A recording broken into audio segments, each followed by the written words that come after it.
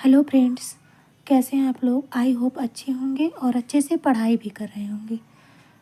Friends, doctor Baburam Saxena कृत संस्कृत व्याकरण प्रवेशिका में हम लोग अब समास के टॉपिक पर आ गए हैं पढ़ते पढ़ते। इसमें आज हम लोग अव्ययी भाव समास को देखेंगे। चलिए देखते हैं। अव्ययी भाव शब्द का यौगिक अर्थ है जो अव्यय नहीं था उसका अव्यय हो जाना। अव्ययी भाव शब्द का यौगिक अर्थ क्या है कि जो शब्द अव्यय नहीं था उसका अव्यय हो जाना ही क्या है, अव्ययी भाव समास। ये पहला पहचान। यह अर्थ ही इस समास की एक प्रकार से कुंजी है। अव्ययी भाव समास में प्रायः दो पद रहते हैं। इनमें से प्रथम प्रायः अव्यय रहता है और दूसरा संज्ञा शब्द रहता है। दोनों मिलकर अव्यय हो जाते हैं, मतलब इसमें जरूर से जरूर रहता है। पहला पद अव्यय और दूसरा पद संज्ञा रहता है। तब दोनों मिलकर जब सामासिक पद बनते हैं तो पूरा का पूरा शब्द अव्यय बन जाता है। इसका ये सब पहचान है। किसी अव्ययी भाव शब्द के रूप नहीं चलते। जैसा कि मतलब कोई भी शब्द अगर अव्यय बन जाता है तो उसका रूप चलता ही नहीं है। तो किसी अव्ययी भाव शब्द के रूप नहीं चलते। अंतिम शब्द का नपुंसक लिंग के एक वचन में जैसा रूप होता है वही रूप अव्ययी भाव समास का हो जाता है और वही नित्य रहता है। जैसे यथा कामम, तो यथा देखिए, यथा ये अव्यय है ऑलरेडी और ये कामम जो है ये पुल्लिंग शब्द है, संज्ञा पुल्लिंग शब्द है। तो कामम अनतिक्रम्य इति, यथा कामम इच्छा अनुसार, इसका हो जाएगा यथा कामम, ये बनेगा यथा कामम। कामम अनतिक्रम्य इति यथा कामम। यथा कामम में दो शब्द आए, यथा और काम। इनमें यथा शब्द प्रधान है, मतलब जैसा कि बताया गया है कि अव्ययी भाव में प्रथम पद प्रधान होता है। तो इसमें यथा शब्द पहले आया है तो यथा शब्द प्रधान है और चूंकि ये अव्यय भी है, दोनों मिलकर एक अव्यय हुए। अब ये यथा जो है अव्यय था और कामम ये पुल्लिंग शब्द है, तो पुल्लिंग और ये संज्ञा शब्द है, तो ये दोनों मिलकर जो है यथा कामम पूरा का पूरा अव्यय हो गया। अब इसका रूप भी नहीं चलेगा, यथा काम के रूप नहीं चलेंगे। और अंतिम शब्द काम ने पुल्लिंग होते हुए भी वह रूप धारण किया जो वह तब धारण करता जब नपुंसक लिंग के एक वचन में होता। इसी प्रकार यथा शक्ति शक्तिम अनतिक्रम्य इति अंतर्गिरि गिरिषु इति उपगंगम गंगायाः समीपे प्रत्यहम आह आह, इसी प्रकार से मतलब ये सब दिया गया है। ये सब अव्यय शब्द बन गए हैं। जैसे उप लग गया है और गंगा के साथ समास हुआ है तो उपगंगम बन गया है।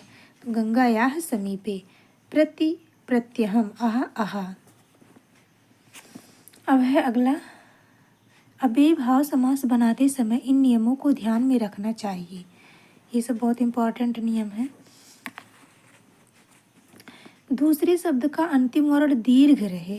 जैसे दो शब्द रहते हैं, एक प्रथम और एक पूर्व पद एक उत्तर पद, तो दूसरे शब्द का अंतिम वर्ण दीर्घ रहे तो ह्रस्व कर दिया जाता है। यदि अंत में ई अथवा अ हो तो उसके स्थान में ई, और यदि ओ अथवा औ हो तो उसके स्थान में उ हो जाता है। जैसे उपगंगा, तो गंगा में ये दीर्घ है गंगा, तो इसका जो है ह्रस्व कर दिया जाएगा। तो गंगा यह समीपे में हो जाएगा बराबर उपगंग, और इसको नपुंसक लिंग एक वचन में नित्य रखते हैं इसलिए उपगंगम। तो उप प्लस गंगा, गंगा को अगर ह्रस्व करेंगे तो गंग बनेगा, तो उपगंग बना। और इसको चूँकि अव्ययी भाव समास हमेशा नपुंसक लिंग में रहता है तो ये हो जाएगा उपगंगम।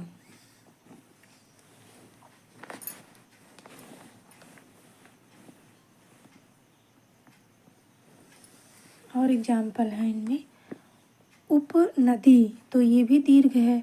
नद्याः समीपे, तो इसका हर्ष जब करेंगे तो उपनदी हो जाएगा। उपवधू, तो वध्वा समीपे उपवधू हो जाएगा, यहाँ भी हर्ष हो जाएगा। उपगो, गोह समीपे, तो उपगु हो जाएगा। उपनव, नावः समीपे, तो उपन हो जाएगा यहाँ।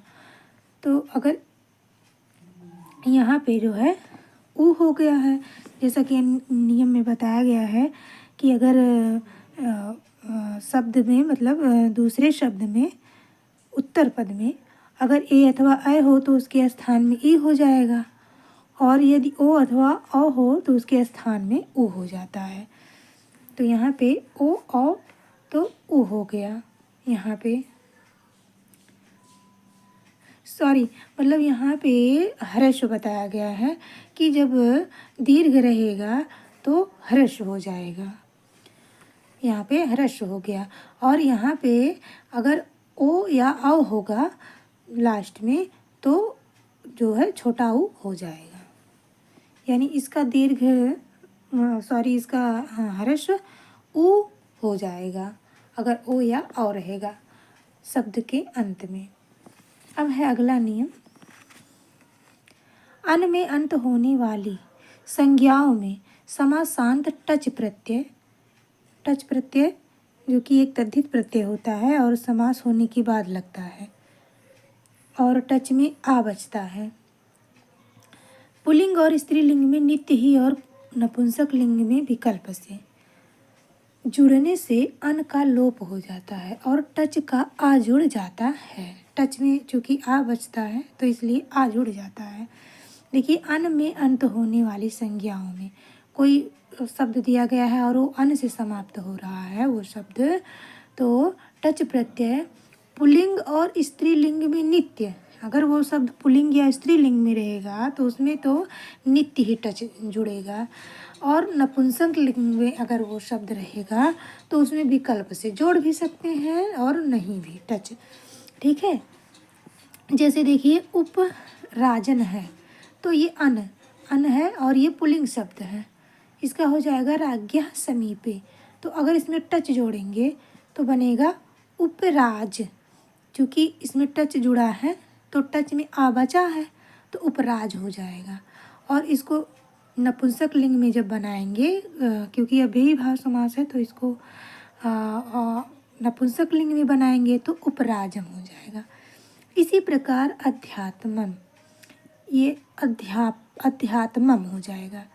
और उपसीमन में ये सीमन देखिए स्त्रीलिंग है तो सीमना समीपे हो जाएगा इसका, और अगर टच जोड़ेंगे तो उपसीम हो जाएगा, टच में आ जब बचेगा तो उपसीम हो जाएगा, और इसको जब नपुंसक लिंग में बनाएंगे तो उपसीमम हो जाएगा।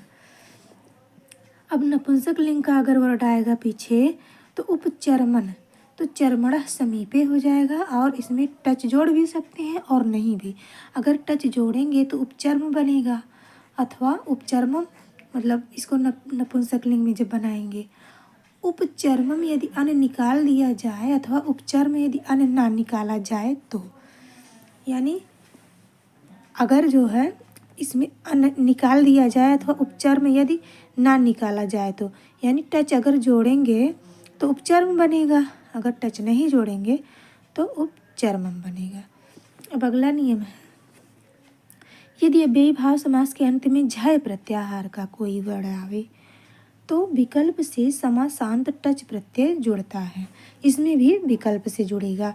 अगर अव्ययी भाव समास के अंत में झय प्रत्याहार का कोई वर्ण आएगा तो उसमें विकल्प से समासांत टच प्रत्यय जुड़ता है, यानी टच प्रत्यय जोड़ भी सकते हैं और नहीं भी। जैसे उपसमिध, तो ये धा जो है झय प्रत्याहार में आता है, तो अगर इसमें टच जोड़ेंगे तो उपसमिधम बनेगा, और टच के अभाव में उपसमित बनेगा, अगर टच नहीं जोड़ेंगे तो उपसमित बनेगा। अब है उपसरित, सरितः समीपे, तो हो जाएगा अगर टच जोड़ेंगे तो उपसरितम, अगर टच नहीं जोड़ेंगे तो उपसरित। ठीक है, बाकी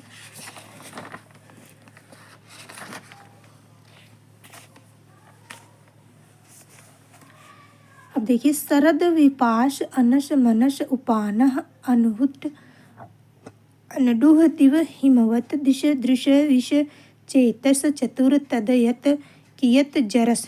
इतने सारे वर्ड, इनमें आकार अवश्य जोड़ दिया जाता है। इतना अगर वर्ड आएगा तो उसमें आकार अवश्य जुड़ेगा, यानी आकार यानी टच जरूर जुड़ेगा। जैसे उपशरदम अधिमनशम उपदिशम, ये जो है उदाहरण में दिया गया है। अब है अगला नियम, नदी